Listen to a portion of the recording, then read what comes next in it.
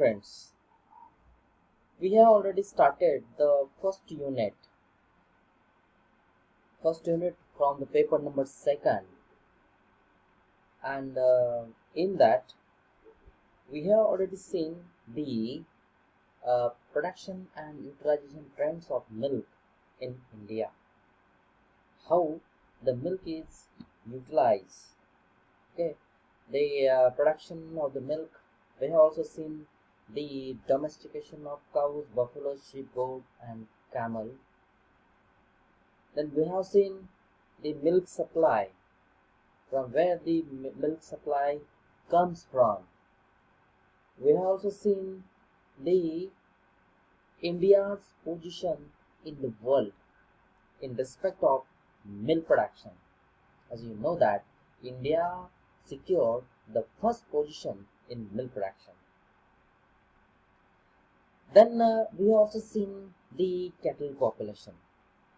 More than 175 million cattle, which are about 13% of the total world's population, is present in India and has nearly 99 million buffalo populations, means which is the 55% of the world's buffalo population is present in India.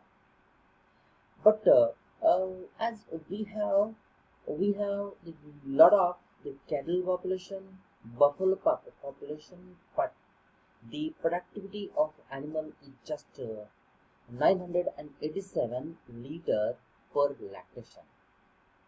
And when we compare with the uh, world average, the world average is 2038 liter per lactation, and our milk production, that is the lactation per liter per lactation, is only 987 kilogram. So we as we have a lot of population, but we don't have uh, much production of milk as compared to our population. Okay, then we have seen the milk consumptions, how the milk is consumed in India and in rest of the world.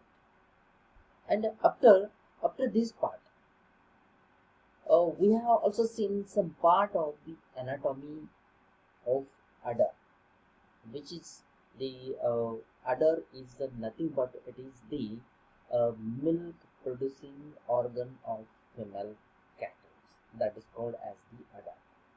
And in this point we are going to study in detail about the anatomy of udder. Before starting the anatomy, first of all we have to understand the meaning of anatomy. Unless and until we don't understand the anatomy, it will become very difficult to understand this point, that is the anatomy and physiology of lactation. Okay, so let's see first of all the definition of anatomy.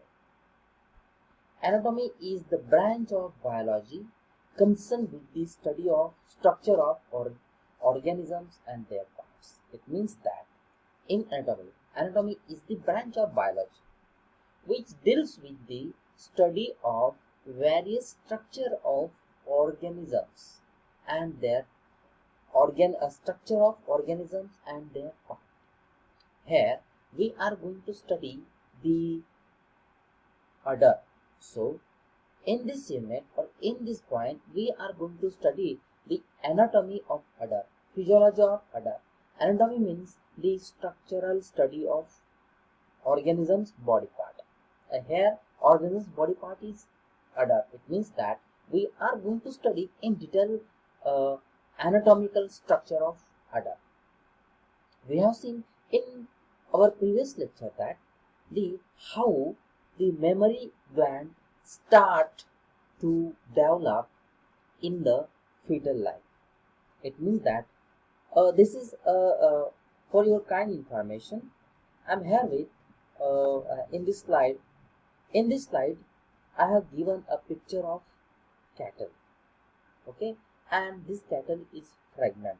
The pregnant means this cattle is carrying a, a fetus which is growing inside the uterus of this cattle.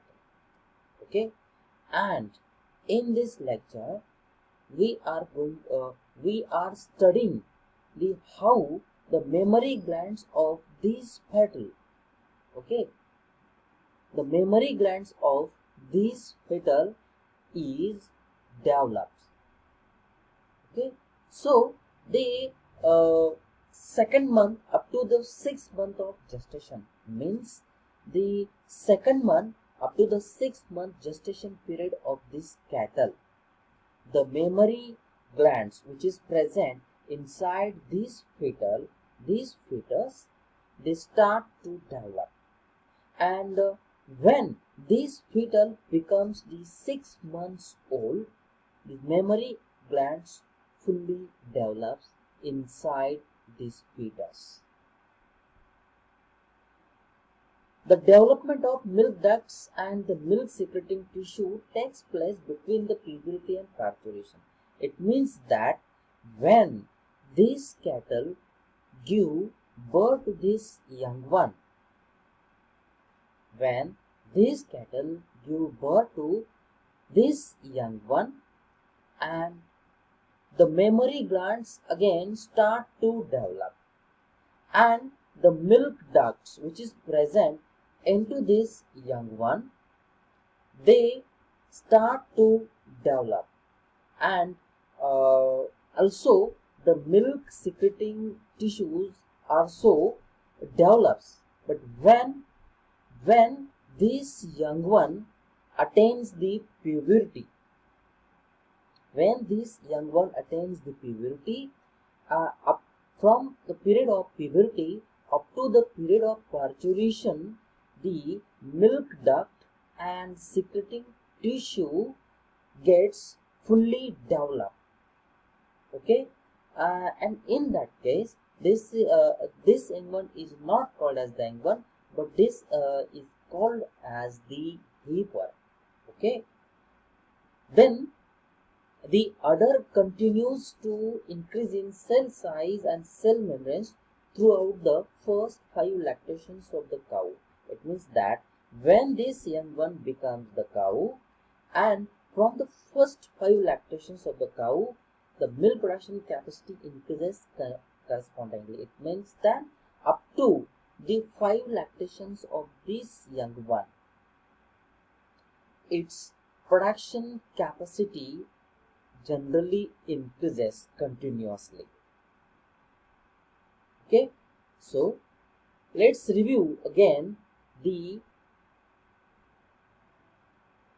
how the mammary glands inside this fetus gets developed. Up to the from the growth or the development of mammary glands of this fetus start from the second up to the 6 months of gestation period of this cattle. Okay, and inside the uterus, the mammary glands fully develops when this fetus attains the 6 months of maturity. Okay, and when this cattle gives birth to this young one, it means that it becomes the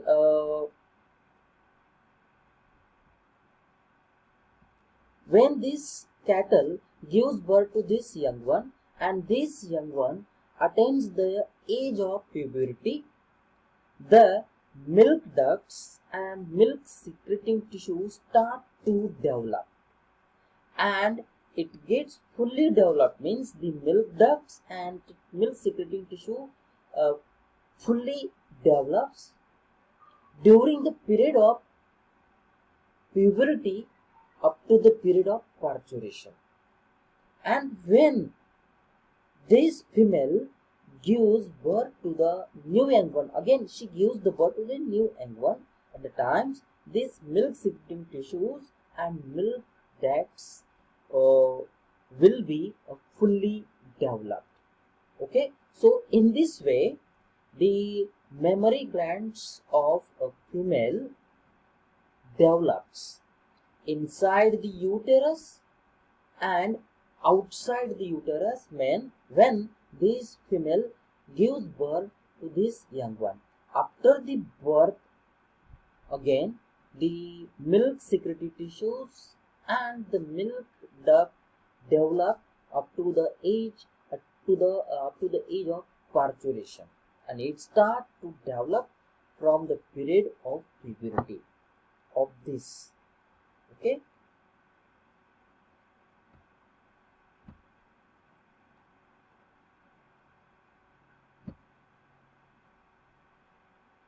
Now, this is the picture of udder. This is the structure of udder. We have already seen how the udder develops. Okay, and now let's see the structure of this udder. As the picture shows, you know that very well. You know very well. The cattle generally has the four teats, four teats and two rear teats, and the mammary groove. Okay, the fore and rear quarters attachment. Here, this two fore teats and these two rear teats attached to the attached with the suspensory system, and the strong udder suspensory system is required to maintain the proper attachment of the gland to the body.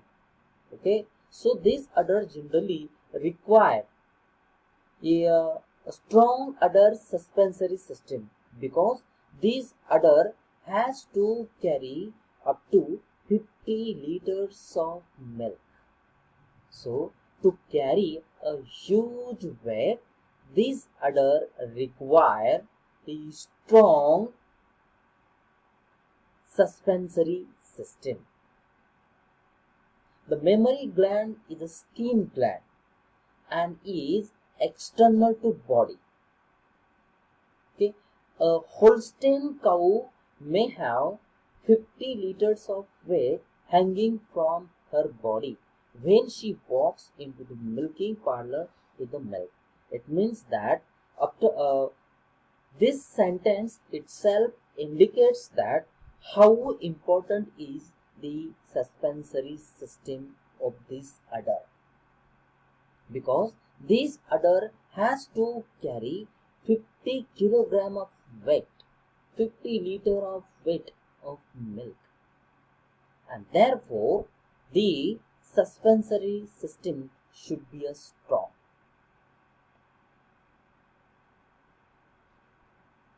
This is the structure of udder. As we have seen in previous slide, that this udder has to carry 50 kilogram of weight, and for this purpose this udder must have strong suspensory system, and for this purpose these are the 7 different tissues that provide the support for the udder. So these are the 7 important different tissues which provide the support to these udders. What are those? Number 1 is the skin covering gland, superficial fascia, coarse areolar, subpelvic tendon, lateral suspensory ligament, deep lateral suspensory ligament, median suspensory ligament. Okay, so this is the skin which supports the udder. Then this is the median suspensory ligament. Then this is the lamellae, and these are the lateral suspensory ligament. We will see in detail about all these 7 different tissues in our next lecture. So till today it is enough. Thank you very much.